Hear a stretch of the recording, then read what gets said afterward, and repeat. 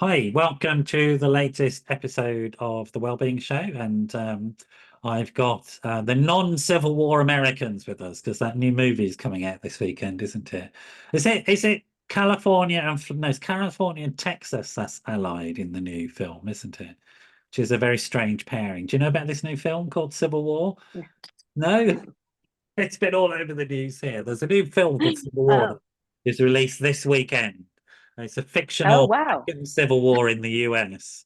And the big news is that California and Texas are allies in this civil war. And everybody's like going, California and Texas, there's no way they would be allies. Not in a billion years. Not now. So we've almost got that. I mean, Florida and California are pretty much the same, really. I can't see them ever being allies in any sort of civil war. No, No. no, the same. So you're with us, joining us from Florida, Leslie. So thanks for joining us. I am in Florida. I am on the west coast of Florida, in Sarasota. Great. And Lindsay, you're joining us from, is it Los Angeles? That's right. Great. So Yeah. welcome. And I Thank was saying before the show to this mum and daughter, who this is what they are. This is going to come talk about these types of relationships and how our parents have an effect on our personalities and how we need to understand that, what we can do with it for good or ill. But we're getting to that in a moment.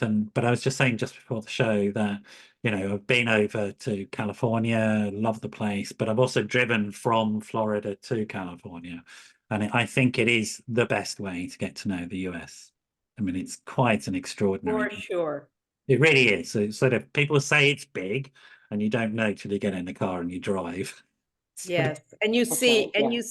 I mean, we have a lot of malls. So if you drop down into any city and you end up in a mall, you have no idea what part of the country you're in because all the malls look exactly the same. Yeah. But there is a tremendous amount of diversity in our cities and in the culture of the cities too. Yeah. And there's a big difference between the coastal regions, the east and west coast, and the middle of the US. Oh yeah. Culturally, Yeah. I mean, it's like a foreign country. It really is. Sort of Yes, the Midwest we call the big very field. interesting. Very interesting. Yeah. But originally, you folks are from New York, I think. Is that correct? Yes, That's we're New right. Yorkers. New York City. Yeah, I wouldn't have guessed. Really? No, I'm teasing you, of course. Completely New York to me. New I started jogging through Central Park once, and it's the only place on the planet where you have to watch out for the old folk jogging because they'll beat you up if you get in their way. Yeah. This lady in her 80s, I'm jogging here. I'm like, okay. I just thought she was going to knock me down. So tell me about New York. Where did you grow up? Where were you based? Well, I grew Les, up why on don't you start? 71st Street and Lindsay grew up on 57th Street. So I would say the East Side. You want to talk about the East Side, Lindsay? Yeah. Yeah. Well, my experience was in New York City. I grew up in the 80s and the 90s, and it was a very different city back then than it is today. I don't know if you're familiar with it back then and what it's like today, but a lot of change, but it was super fun. Yeah. I mean, it was the historic view of New York. This is definitely not the way New York is now, but it was very crime-ridden. It was quite challenging and dangerous and difficult to sort of live in, and there were no-go areas and things like that. Is that what you're referring to, or were you Yeah, post? certainly. Certainly in the 70s and 80s, it was a very much more dangerous city. But also what I was talking about in the 80s and into the 90s, New York City now, the Lower East Side, Greenwich Village, Yeah. it used to be record shops, used clothing shops, delicious little cafes and bakeries. And now it's just the big market stores. Yeah. So it's lost a lot of what I thought was its original charm. Yeah. What The about you? neighborhoods in the city, every little part of the city was a different neighborhood. Yeah. It's actually like London, really. Yeah. In London, you have lots of different neighborhoods all over the place, and we had the same thing. Yeah. So, yeah. Certainly the bottom half of Manhattan Island reminded me of London because of all those higgledy-piggledy streets that don't have. Yes. and that reminded me of being, but otherwise it was a grid pattern. But New York, Manhattan, the thing I remember about Manhattan is its height. They keep telling you they give you these little tourist guys say, don't look up like a tourist, don't do that, dumbass. Of course I did that, didn't I, for the whole time, because it's quite extraordinary. Do you have positive or negative memories of growing up? I've always lived in cities, and I'm very much a city guy. So before London, I was born and brought up in Birmingham, which is a large city as well. So I'm very comfortable in them. How about you? Were you happy to be in a city? I think we loved it. I mean, I find it difficult now because there are just too many people in New York City. Yeah. But when Lindsay was growing up, and when Lindsay was little, and when I was growing up, I mean, you could go to a different neighborhood, have a completely different experience. Walking was a joy. I mean, walking on Fifth Avenue during Christmas time was just unbelievable with all the beautiful stores. I loved New York. I would, when I would come back, I was a mystery writer when Lindsay was growing up, and every time I came back from wherever I was traveling to, and I saw that skyline, you know, in the road coming up, my heart would lift because there was so much positive and exciting energy in New York. I think Lindsay is a street rat. So go ahead. Well, I would have a kind of a different response. I feel very mixed about New York City, and we'll get into it more later, but the culture that I grew up in was very fast paced. It was glamorous, but it was also a bit adult for a child to be growing up in. So my experience of New York City was, I loved the culture, I loved the food, I loved my education, I loved all of that. But as we'll talk about later, my life changed radically in my teen years, and New York City became just a very dangerous place for a young person when you go off track. Yeah. So the other thing is, you talk about looking up. I live in Los Angeles now because I need to see the sky. Yeah. I need to see nature. I need to not have garbage bags piled up outside my building.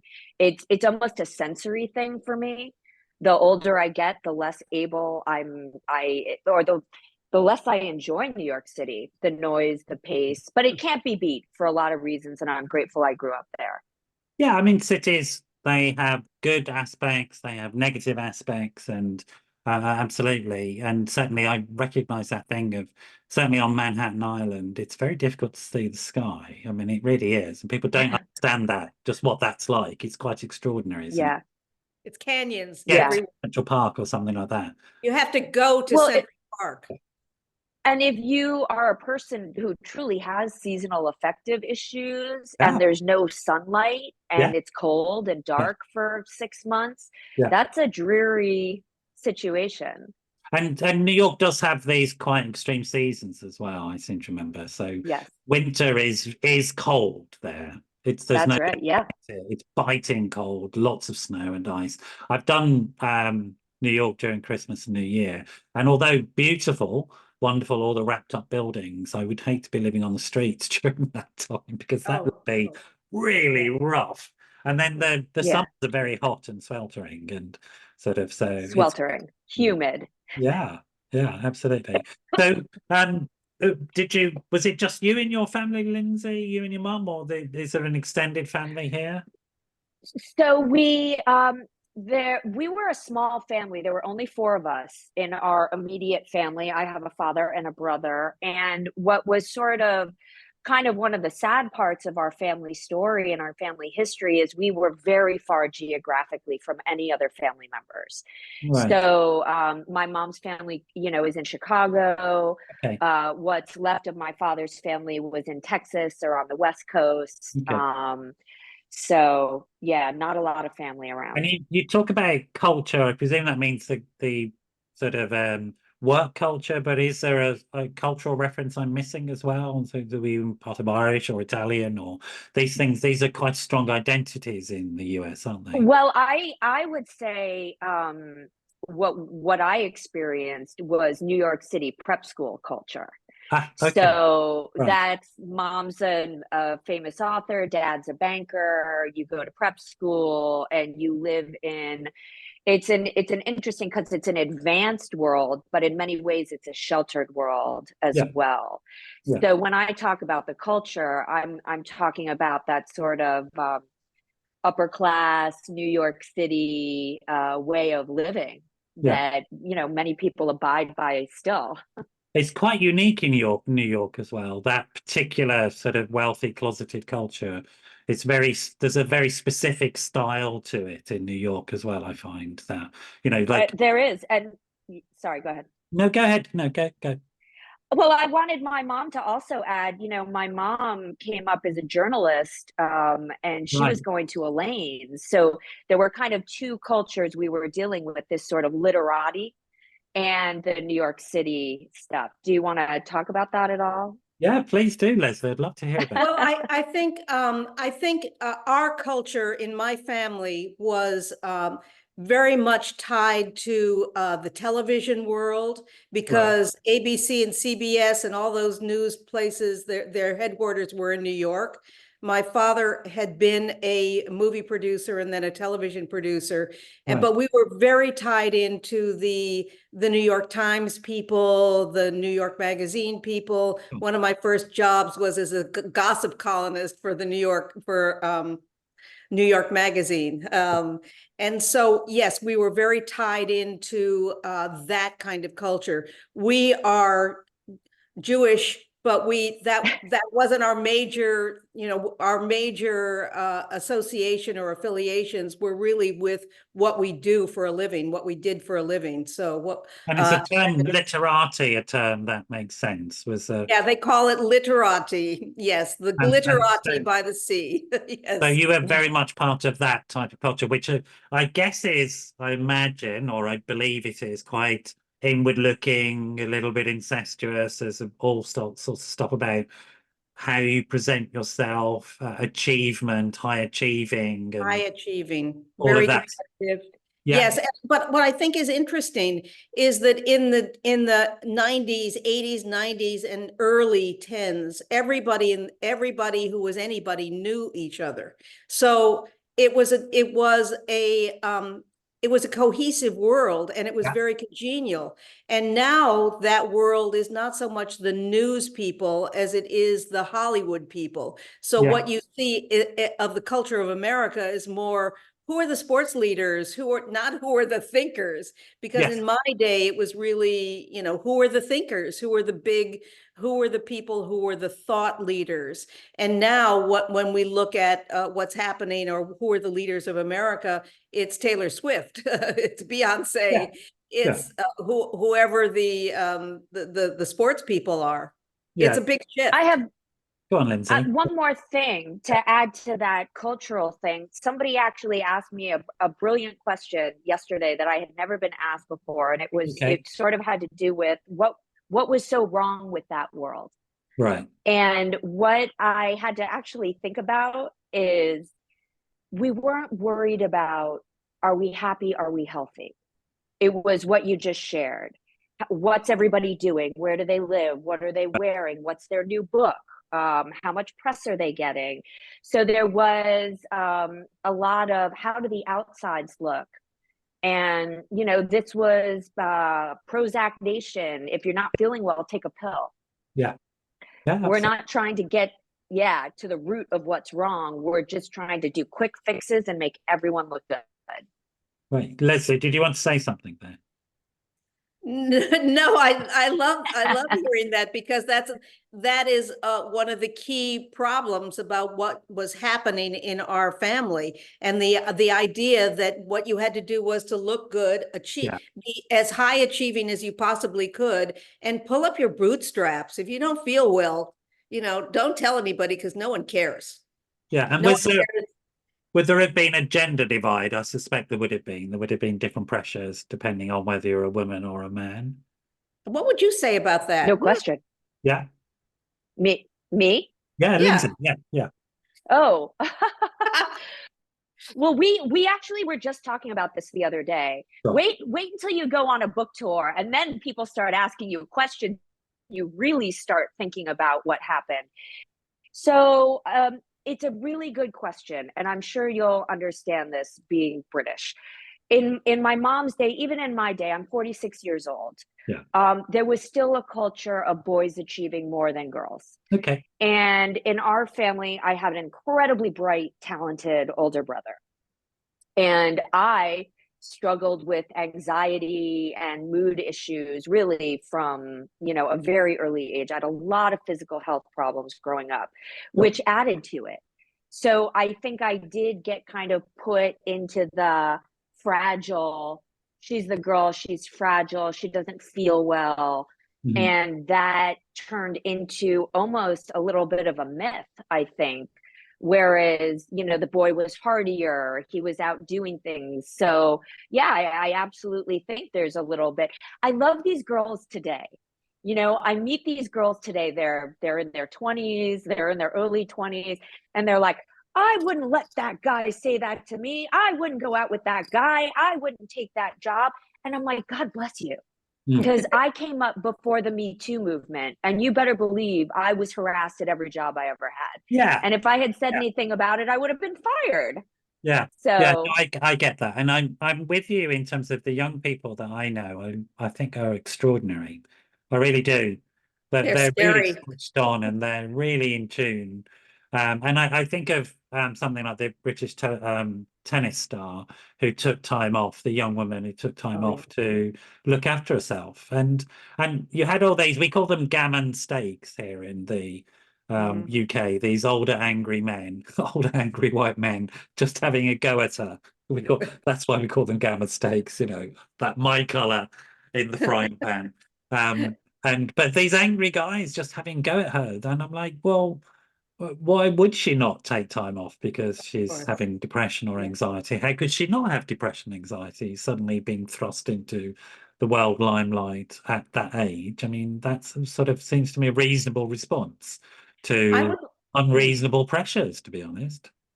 I would like to add something to that because in my family growing up, I remember when I came of age, I read a book, The Tragedy of the Gifted Child, right? Right. And in my family, my brother was troubled. My brother was troubled. He was dyslexic. He couldn't learn to read. He was angry. He was aggressive. And I was a cheerful, happy, easygoing child. And they kind of let me go. They had no interest in me. And I remember that I guess I was 5 years old. They had a therapist take a look at me, and I said, I love myself. I love my mommy. I love my school. And that was the end of any interest in me. So it turns out in the family, I was the gifted child, but all the resources in the family went to my brother, who's now a hermit, Yeah. There's often, and I wonder if this was a dynamic, you may not want to answer this question, but there's often a dynamic where one child will be the golden child and the other be the sort of more of the scapegoat that holds some of the problems that are not looked at in the family. And it sort of sounded like a little bit like you're saying that type of dynamic was going on, but I don't want to put words into your mouth. I mean, I think it's fair to say that it happened in both of our families, Lindsay's and mine, in different ways. okay. So as I was growing up, there was no interest in me because I seemed to be okay, but I became the family scapegoat when I began to ask for equal time, equal partnership in the family business and all of that. And all of that interest and everything went to my brother, who was actually less capable than I was. So I turned out to be I was the angry, sibling that was causing trouble. And Lindsay, you can explain what happened in your family. Well, no, I mean, I think you just said it really, that that one child seemed to be managing life better than the other. Well, my story is it really is unique, and I don't mean special. I mean, at the age between 13 and 15, I had multiple traumas. Right. And I think that set me down a different path. And once that happened, you know, pre-13. I don't really, you probably remember better than I do, but yeah, I think it becomes very clear when one kid starts being, troubled. Yeah. Yeah. Are you happy to say what they were, or you don't want to go into them? It's fine either way. Oh, no. I'll tell them that they're in the book. It is one of the most significant things that happened in my life. So at the age of 13, my mom's father, who was kind of the patriarch of the family and was this movie producer and then went on to own big companies and was a big, presence, he passed away. Okay. And I had a very special relationship with him. And you'll love this, actually. You want to talk about stories. So my grandfather they'd put me in these little taffeta dresses, and he would take me to the Metropolitan Museum of Art, and we would Yeah. eat in the private dining room. And he would take me to Helen Gurley Brown's townhouse with him. And so I had this special bond. So he passed away. Mhm. And then at the age of 15, my childhood sweetheart was killed in an accident. Good Lord. And 6 months later, his best friend killed himself. Wow. So I began experimenting with drugs and alcohol at 13. Yeah. And that set me down a very different path than I think I would have gone down had these things not happened. Absolutely. And the whole point of the book and what happened between us, really, that's the moment that marks where there was a big divide. Well, I mean, of course, with those types of events and then turning to substance misuse to try and manage it, it sounds like you did. And you went off the rails, I'm guessing, with the misuse. Yes. And put yourself in difficult and dangerous places. And oh my gosh, I became a club kid at 17. Yeah. So part of my story, and that's why I say my feelings about New York City are very mixed. Like, I love New York City, but when I go through the meatpacking district, I have flashbacks to being 17 and leaving a nightclub at 7 in the morning with blood in the streets. Young. Right. Yes. Absolutely. Yeah, because they were still packing meat in those days. Yeah. And I had these very successful parents who weren't always home. Yeah. And, it was we're Generation X. I saw a great t-shirt. It said Generation X, raised on hose water and neglect. Yes. And it's like a joke, but it's kind of funny, like true. My mom was like, she's 15, she's an adult, she's fine, and that was the belief system. Yeah. So. Well, I remember, in the summer holidays, myself and my brother were given a couple of sandwiches and a bottle of water and told to go away and come back and eat when we were hungry. And that was my childhood, literally. That's what we did. Yeah. We ran wild. What was your memory of that, Leslie? Were you aware that Lindsey was struggling in that way, or? I think here's the difference, because I was raised with benign neglect. Right. And I didn't get myself into that kind of trouble.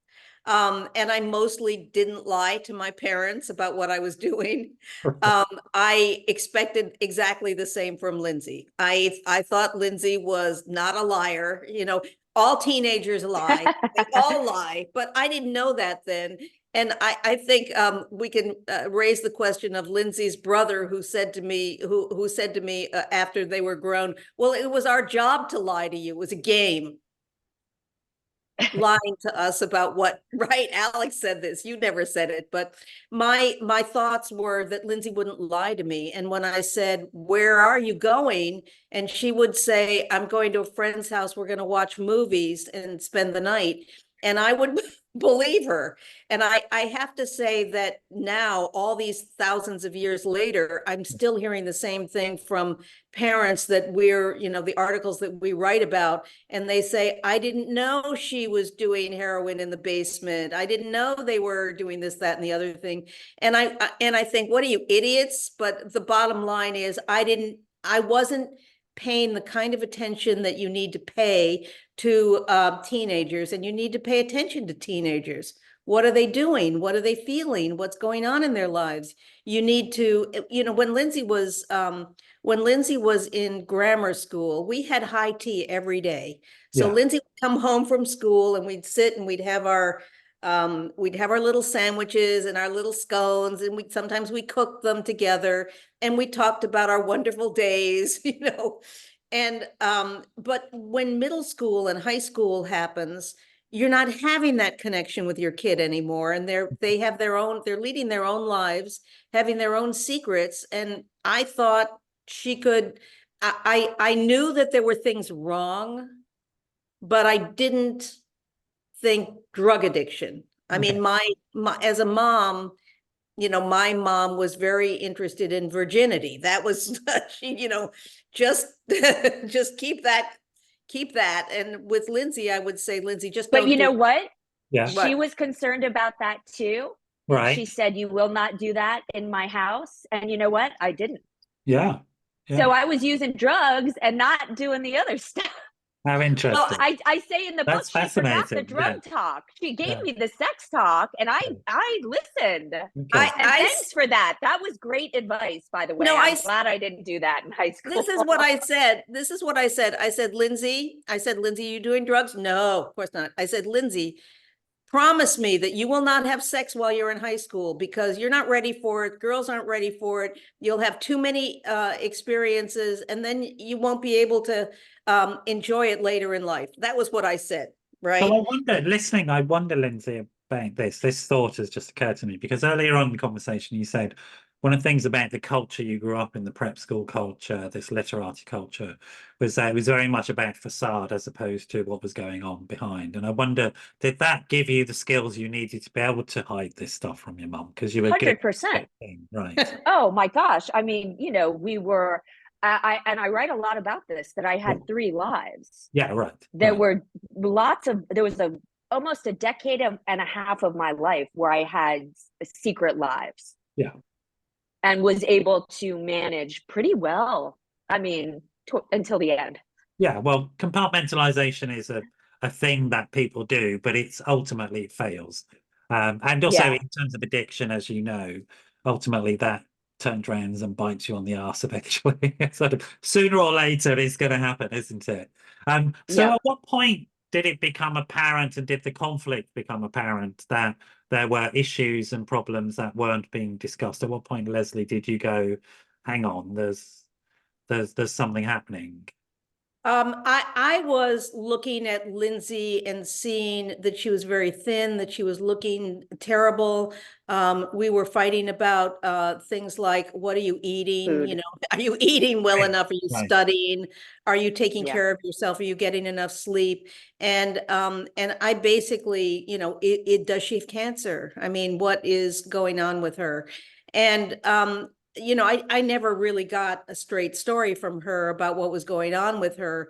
And I think that I did not in those days, because I was not that I was a drinker, but not a heavy drinker. I'd never been interested in pills myself. It didn't occur to me that that's what was actually happening. So when she came clean to me, I went into full recovery mode. What are we going to do, and how are we going to take care of this?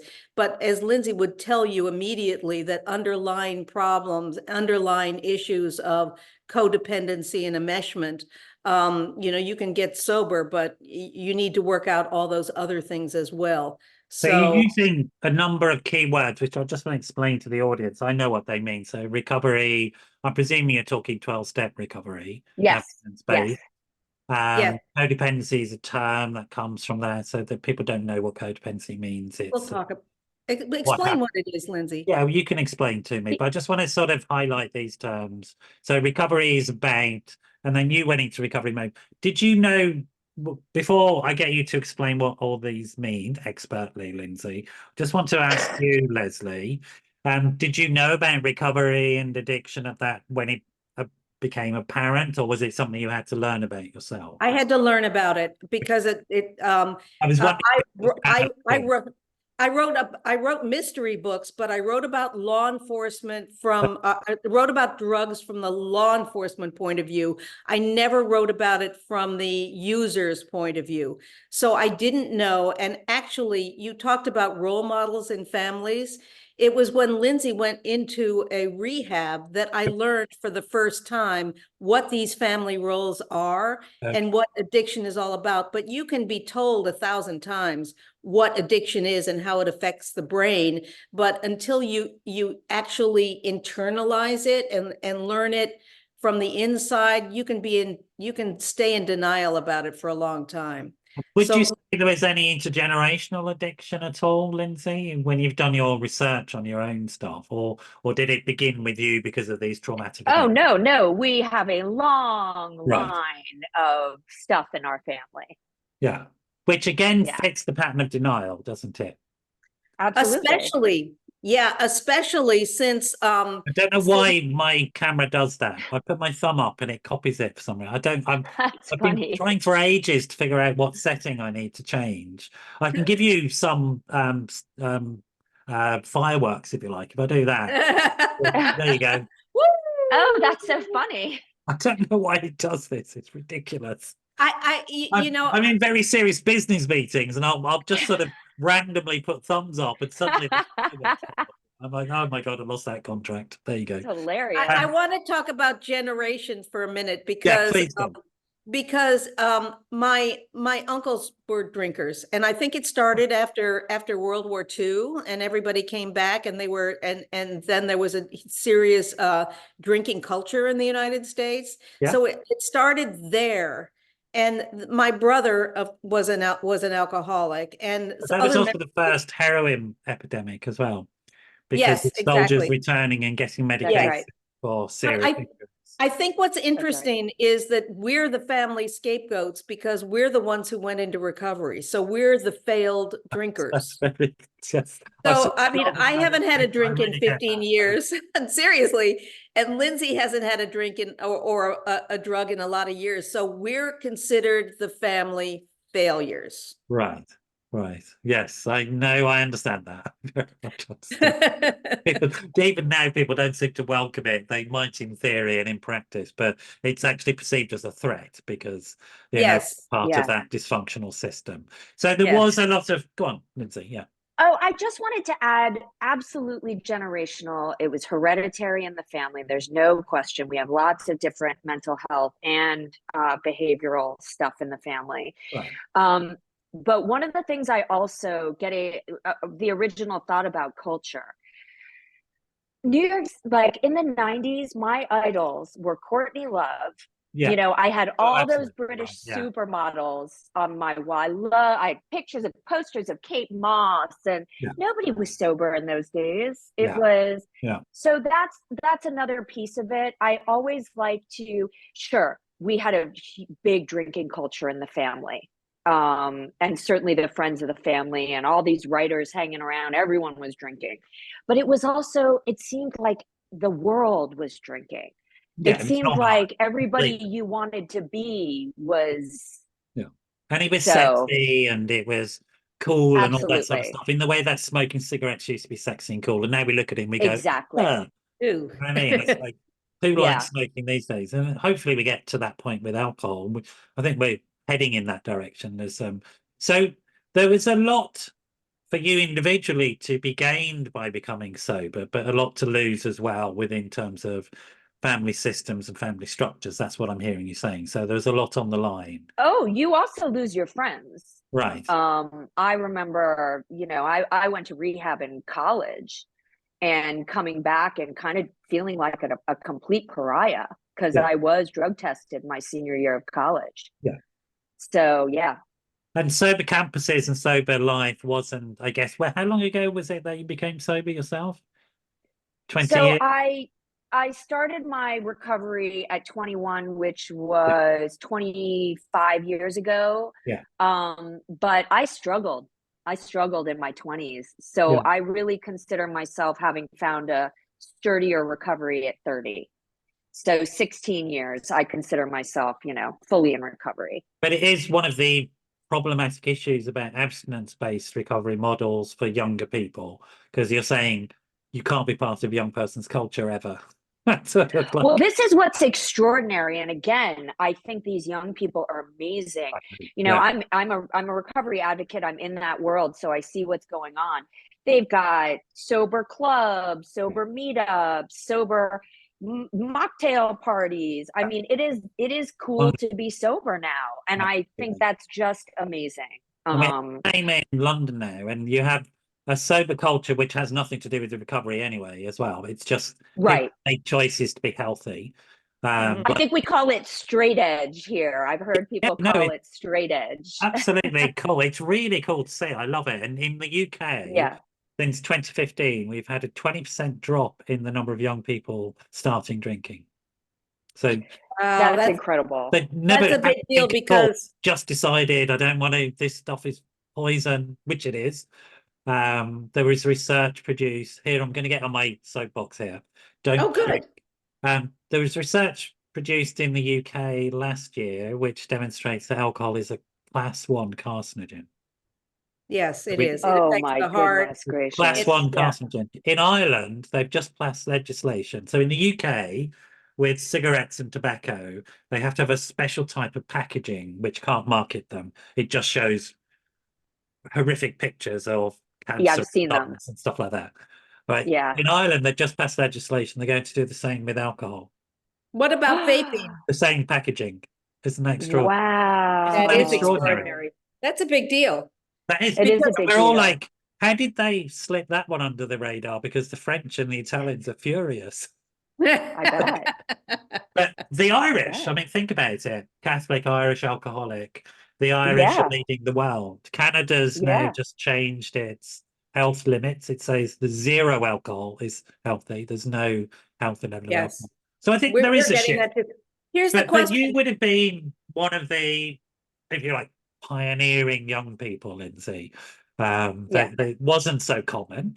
And also one of the people stepping out of your family's culture and in a sense threatening that, if you like, I mean, this sounds crazy to say, but I wonder if it's true.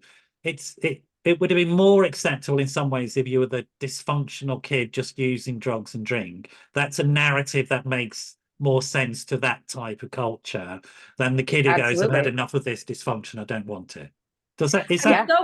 I'm so glad you said that, because the bottom line is when a young person goes into recovery the way Lindsay did at age 21, she challenges the rest of her family to think about what is the family culture here, what's going on. And of course, family members are often, when somebody goes into recovery, and that is they become sober, they're not doing, they can't drink at family parties anymore or in the evening.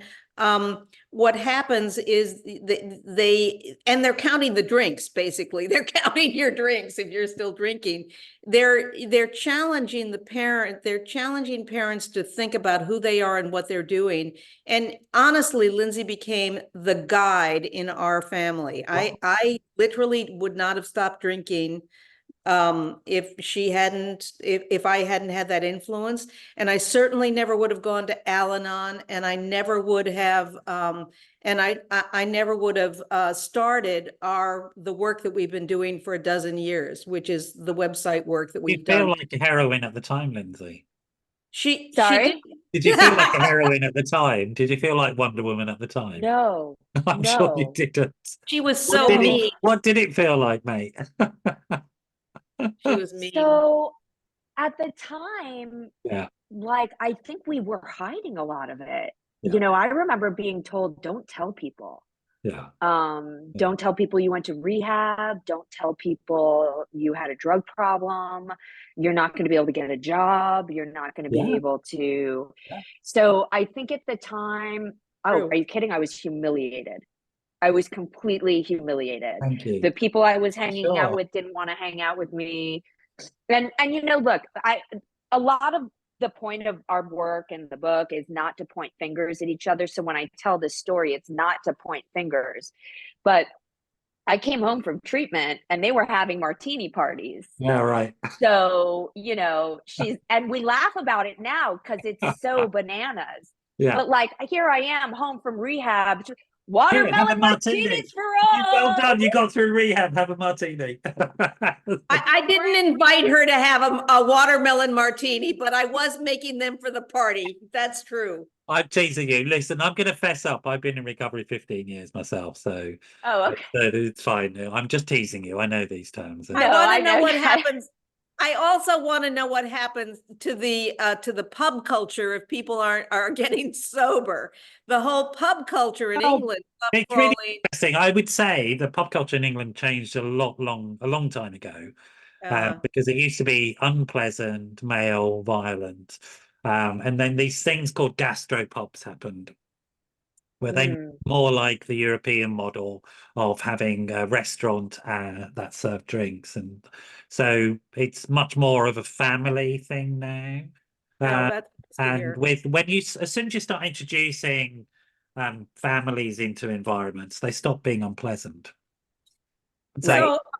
So, much so not only not rated, and it's going back to the okay question to that go to a pub and just have some food and not have a drink. And things like the drink drive laws and things like that, because you can't drive and drink. And now that that's been enforced, it's very serious crime. That's really helped reduce a lot of that drunkenness. But a Friday night in any city in the UK is carnage for drink.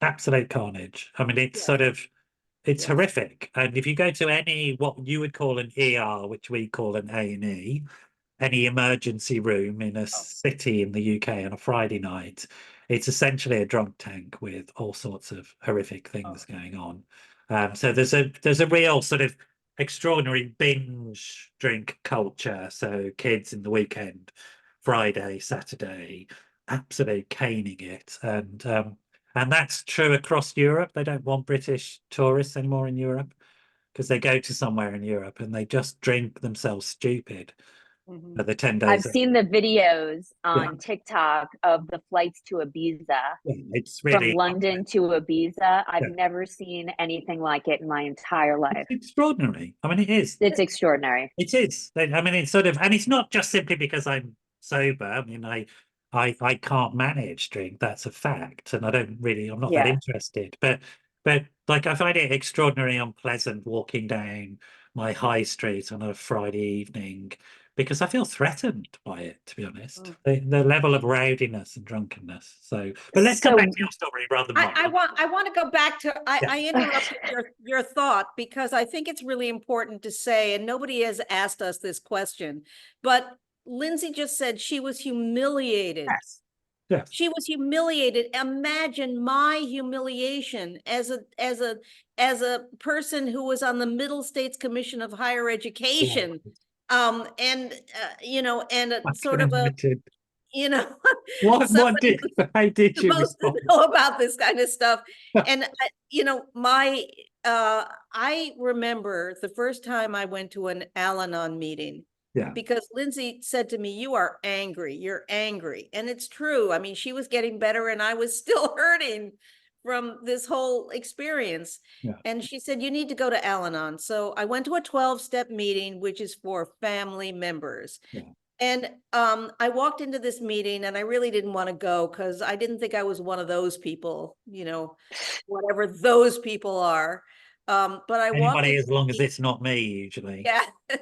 And I was there were 30 people there and I started to sob Did it? Were you because one of it those was the criers? Okay. I'm one yeah. of those, yeah, I'm a messy crier. But it was the first time I could tell another human being what was happening to me. Yeah, yeah, And I mean, nobody else knew. My colleagues didn't know, my editor didn't know, my agent didn't know, my friends, and Lindsay, you said you were told not to tell. Well, we didn't want to tell because what does that say about what does that say about me as a mom? What yeah. does that say about Lindsay as this, you know, uh, fabulous person who's now losing a little bit of time in her life while she goes on her recovery, on her mission to get well. We had to spend a lot of time to figure out how do we feel, not only feel comfortable with what happened to us and comfortable with what happened, but also comfortable sharing it with other people so that we could help. Yeah. It's interesting, I think, not interesting. I'm a clinician. I sometimes use these words. So apologies for that. There's something about this story about both of you felt this shame and failure about actually something that is extraordinarily courageous and brave and wonderful to do, right? You're actually doing something extraordinarily brave, extraordinarily courageous, and extraordinarily estimable and admirable. And yet the emotional experience was one of shame and regret and failure. And it's a familiar story, not just around addiction, but across the whole spectrum of mental health issues. Yes. There's so much shame attached to it, and it not in the way that, like, for example, if Lindsey had developed cancer and had beaten that off, right, that you would have been on Instagram, there would have been these wonderful little movies about how heroic you are, etc., etc. But because you have this mental health problem, and I think of addiction as a mental health disorder along the whole spectrum of mental health disorders, somehow this stigma, where does this come from, this stigma? It's not just your culture, because it is transcultural. It's not just, I mean, I guess it would have been heightened because of the public profile of your family and all that sort of stuff, and the outward looking nature of it. But it does seem to be this stigma exists across. And where does it come from? I mean, where do you think it comes from? What was your experience? I think that addiction is ugly. It's Right. very ugly.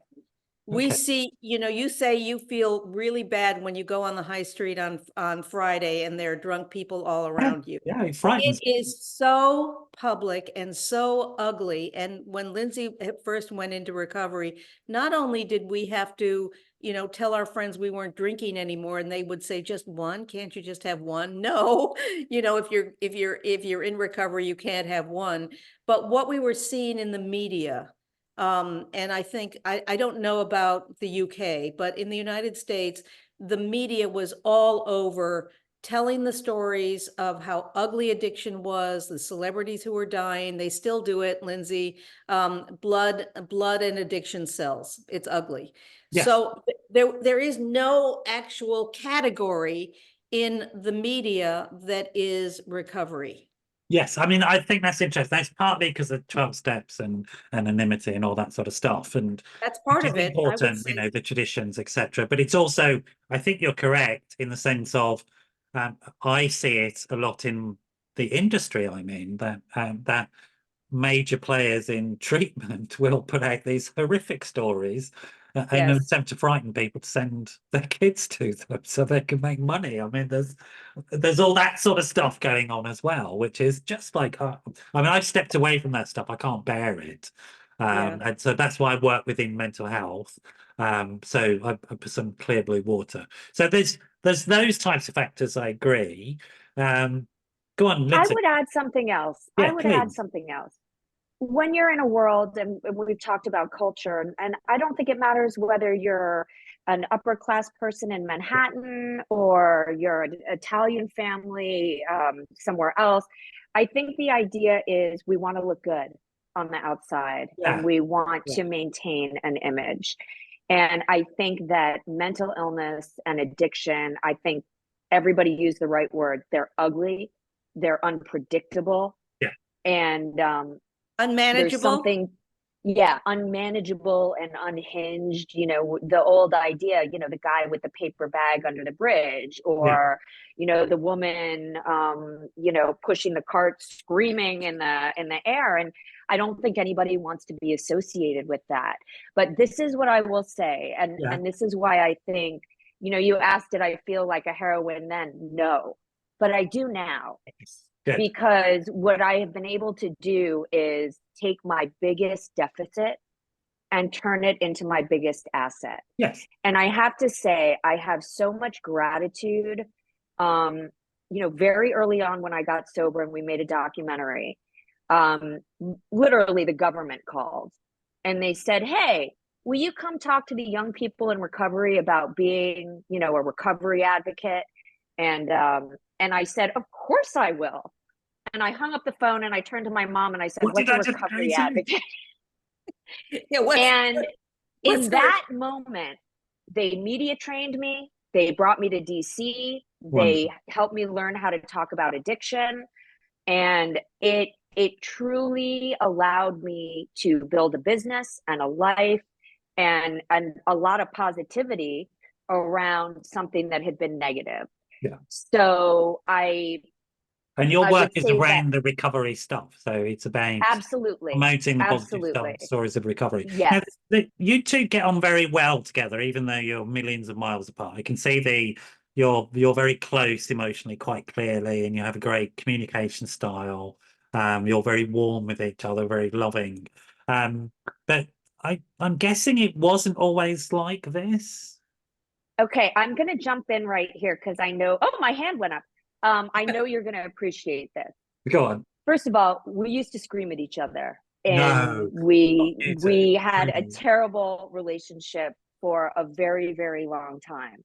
Okay. But and we'll talk about that. But what you'll appreciate is we went to therapy. Ah, So I have done the terrible talk T word. therapy, inner child work, Yeah. CBT, EMDR. I've done group counseling. I've done retreats.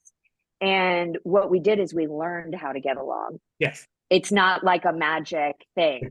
We separated for 4 years because we just could not be in a healthy relationship, and we were advised to separate because Okay. it had become toxic. So if you get sober, but you don't have new coping techniques or ways to heal what's happened in your life, Yeah. life is going to be really tricky and you're going to have no way to feel better. Yeah. So suddenly we were sober, but we were screaming at each other even worse. Right. So it was in separating and both going off and doing a lot of our own work that we were able to look at ourselves, our own part in it, and be able to come back together in a much healthier way. Okay, Les, your turn. I was going to say, how did that feel for you? What was that process? Wow. Like? My learning experience Thanks, was a little Leslie. bit That was different because I had this kid who messed up, right? She messed up in college. Yeah. And Yeah. and Right. she could have died. She overdosed a couple of times and she could have died. And so I was angry because there wasn't a birthday or a New Year's Eve or whatever that somebody wasn't in the hospital or a car wreck or whatever, a phone call saying some terrible crisis had happened. And I think that any family member of an addict of any kind really dreads that phone ringing, Yeah. the phone ringing, because you don't know what's going to happen. So while I was a very laissez-faire mother of a teen, I became the very opposite when Lindsey went into recovery. So I became that nag, that recovery thing. Did you go to a meeting? Did you do this? I mean, I was like, I didn't think I was controlling. I thought I was helping. He's laughing. He's laughing. I thought I was helping, I was helping. But Filling with kindness. I was overcompensating for the terrible things that had happened. And of course, Yeah. my life had completely changed Yeah. because I was, I wasn't, when Lindsey has been my teacher here. I really have to be fair because I couldn't have managed, having a family member, having this happen to me if I didn't have someone who said, you need to go to Al-Anon. Yeah. Now you need to start going to yoga. So I started literally doing the things that she was doing, because once she became my recovery model. Now I have to say that breaking up, that we were doing pretty well. We produced 2 documentaries, and we made and we started a website, launched a thing. We were doing really well in terms of our recovery work, our business work. But emotionally, we were breaking up. Our relationship was breaking up, and it broke down because I wasn't listening to what Lindsey needed as an adult and a business partner. So she became very, very angry at me because I wasn't making her an equal. And I was very angry at her because she was so pissy and mean. And there was no way I was going to share with her as long as she was acting like a maniac. So But I mean, neither of you knew how to do that, right? I mean, we what you didn't did know. know, your We, family culture was, we can do a business. That's fine. We can do a business, but we can't do each other. so Yeah. Lindsay bolted. Lindsay literally, she was the horse that got out of the barn. She Did bolted. you? And yeah, she did. She packed Right. up and she left and she blocked me. And so how did I feel about that? Yeah. I was abandoned as a mommy. You know, Lindsay said, "Well, be a mom, you know, be a mom. Don't be my business partner, be my mom." You know, but we're business partners. So Lindsay bolted and she left me with this business and employees and also the enormous sense of shame that we had done all this work and we were so public as recovery, you know, figures. And my partner didn't relapse with drugs, but she relapsed with me. Yeah. And she was Yeah. gone. So I had to figure out, I remember that I went to a therapist at this time and the therapist said, "Well, who are you? What do you want?" Yeah. And I had been so busy worrying about what Lindsay needed that I didn't know who I was. Yeah. Right. I didn't know who I was or what I was or what I wanted or anything like that. So in the 4 years that she was gone, two things happened. One, I think Lindsay was ready to reconcile with me before I was ready to reconcile with her Uh-huh. because I wanted an apology. Did you? I Right. wanted Lindsay to say, "I'm sorry, mommy, I didn't mean to do it." But that Like a was little never baby gonna, coming back because she's got no other option. Right. Okay. there was no way Lindsay was ever gonna say to me, "I'm sorry, Right. mom." Good for you, No Lindsay. way. And so, so that was one thing that happened. So what had to happen for me is I had to stop wanting something. I had to think about Right. Yeah. what do I really want? Do I want an apology? Do I want to be right? Or do I want this, as you can see, delightful person in my life again? Yeah. Yeah. And so, so And we you had to, chose the prize, which is to have the delightful person in your life, which is a smart choice. yes, and and it wasn't easy for me because you know, Because you didn't know that how to do it. it's one of the things that we write about a lot and we've been writing about for, you know, 10 years. It is, what does recovery look like? I mean, what does forgiveness look like? Yeah. And what does compassion look like? And what does, you know, better communication look like? And I had to learn how to be who, you know, you have the sense that you're this delightful person you see in front of you is gone forever. You know, Yeah. she's gone forever. I don't know where she is. I don't know what she looks like. I had a dream one night that she had dyed her hair black and she was covered with tattoos. Hmm. And after 4 years, when we did reconcile, that's what she looked like. And I said, "Oh, she's okay." Okay. Right.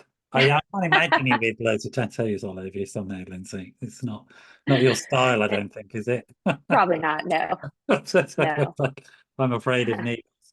This is an extraordinary story. We are coming towards the end of the show, and I think, you know, what I said to you before we started was, what sells is that people get to know you and people getting to know you, and it's extraordinary that the number of hurdles that you've had to overcome to get to the where you are right now, which is two loving, caring adults who are a mother and daughter, but also both adults and successful emotionally and intellectually in your own right. Whole people, not needing to sort of hold each other up, but whole human beings who are compassionate and to some extent driven and motivated, but seemingly within a very humane and human way rather than the very hollow way it sounds like that you grew up with, to be honest. It's sort of Both of us. a really interesting story about that thing of, you know, and again, it's a familiar story, people get into the early recovery and they forget that it's an inside job. Right, The outside is still right. the interesting thing, and that never sustains. It's got to be human, it's got to be connected, it's got to be loving, it's got to be. So Go on. I just want to share something quickly. And, one of the reasons we did the book, Yeah. something has been lost. And it's basic kindness, respect, Yes. and healthy Yeah. communication. Yeah. And we've lost it in politics, we've lost it in society, and we've lost it in our family. Yeah. And one of the things, my mom is a superstar. Was she the best mom every moment? No. Yeah. But is anybody? No, No. And she deserves compassion, respect, and kindness, no matter what happened. And we learned how to do that. And that's what we want to teach. You know, we see these family members fighting, and, you know, I sponsor a lot of women. Yeah. They're not talking to their mom is crazy, mom isn't talking to daughter, you know, real painful stuff. And what we wanted to do was provide a little pause, a little space, a little compassion and understanding, and create some hope in here. You know, not everybody's going to reconcile, not everybody's going to be okay, but the inside job is what matters. Well, and if you can be okay, sometimes others will follow. Reconcile to yourself. Right. It's okay. Whatever's going on is okay, as long as you're sort of reconciled to yourself. Your book has got, you know, some really practical, it looks like some really practical sort of tools and resources in it, that 4-step approach. We don't need to go into it now, but I was sort of reading the brief on it, but what strikes me is that, you know, that saying that people who can reduce something to that some people write a book like that, and that tells you they don't know what they're talking about, and so reduce it to that, and then you know they know what their stuff. Wow. And that's what I get from you two, is you know your stuff, and that when people get that book, they're going to get that condensation of experience, the things that have worked, the things that didn't work, and they're going to get an insight into that and be able to apply it in their lives. Is that? You got it absolutely right. And the way they apply it is we put 6 journal prompts at the end of every single chapter, because we don't just want you to know our story. We want you to learn your story, learn your backstory, learn your communication and personality style, learn about healing and forgiveness, and then learn about reconciliation and whether or not it's possible. So you're going to have a journey. Doesn't matter, you know, what's happened. You're going to start in one place and you're going to end in another place. So that was the goal. And it seems to me one of the key differences to recovery to other ways of doing things is there's a request in recovery that you not just answer questions about stuff, but you think about, well, what do I need to do in response to those questions? What changes do I need to make? What actions do I need to take? Yeah, solutions. Exactly. Yeah, exactly. Yes. We have run out of time. I mean, I could do this conversation for the next 20 years quite happily, but we do. Could we? Yeah, we do have to stop there. I mean, it was really interesting meeting you both. I don't know what I was expecting. I wasn't expecting this, but not in a bad way, in a very good way. What were you expecting? I don't really know, to be honest. I try not to have too many expectations because I'm usually an idiot, right? So, you know, they tend to trip me up, but not this. And I've been very sort of blown away by your insight and your compassion, your love and your joy. And I guess partly because I understand how horrific it must have been. Just like can only imagine your poor things, just how horrible it was. And here you are. And it is, you know, people would not guess how horrible it was. I know how horrible it would have been. And so it's extraordinary what you've achieved. It really is. And courageous journey. And we need more of this. So there's a website which is called reachoutrecovery.com. I put it in the chat. I got it. People watching the video won't see the chat, but we'll put the link when people are watching it underneath the various platforms it's on, whether they're watching it on YouTube or LinkedIn or wherever it is they're watching it. And then any other sort of ways that people can get hold of you, find your books, or is it just the website that you want people to go to? Do you have social media profiles? We are on Instagram. Reach Out Recovery is on Instagram. Right. I'll start following you after this chat. Lindsay is Facebook. Facebook. Okay. We have everything. We have. And will there be links on that website to all these social media profiles? Yes. So people can start to follow you on that and interact with you. Yes. And We have a line of self-help books. They are directed towards the recovery community, a Right. 12-step coloring book. And Ah, they're books that that's work what I really need. well. Yeah, exactly. We'll send you Uh, one. send you a Does set it of have books. numbers? Can I join up the dots? That's all I'm good at. Sure, yeah. So what we really have taken all of our knowledge and distilled it down into these Wonderful. workbooks, and Wonderful. we have curriculums and programs, and yeah, we love to help people. So And are definitely, those resources available through that website as well? Yes. absolutely, everything's on the website. And if people want you to talk and turn up and do things, you can do that as well. And that's Yep. contact details. will be on the Contact website. us, contact us, contact us. If One- you want to have a book party and you want us to come to your Zoom book party, we'll do that. Yeah. Done. Yeah, that would be fun, right?